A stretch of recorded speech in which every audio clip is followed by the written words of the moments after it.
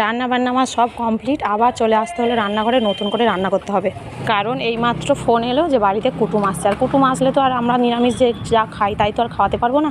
তাই চলো একটু রান্নাবান্না করা যাক। এখানে দেখো ভাত বসিয়েছি, মুসুর ডাল সেদ্ধ বসিয়েছি, বেগুন ভাজা করবো আর পাবদা মাছ একটু সর্ষে পোস্ত দিয়ে করবো। তো এই হচ্ছে রান্না। তো চলো তাড়াতাড়ি সারা যাক। আর এখানে দেখো ফাইনালি আমার মাছগুলো ভাজা হয়ে গেছে, সর্ষে পোস্ত এখানে নাড়তে শুরু করে দিয়েছি।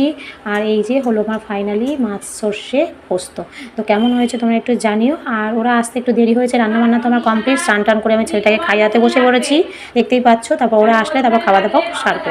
তো ওদের খাওয়া দাওয়া সারার পরে একটু রেস্ট নিয়েছি। নেওয়ার পরে দেখো ছেলের আজকে ডান্স ক্লাস ছিল, আবার নিয়ে আমি ডান্স ক্লাসে চলে গেছি। সঙ্গে ডিঙ্কাকেও নিয়ে বেরিয়েছি, কারণ ওর দাদুর সাথে এসেছিল।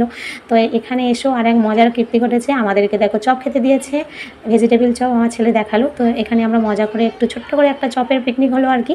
এখান থেকে বেরিয়ে আবার যাবো বাজারে, একটি দরকারি জিনিস কেনার আছে। কি কিনলাম অবশ্যই তোমাদেরকে পরের ভিডিওতে জানাবো। টাটা।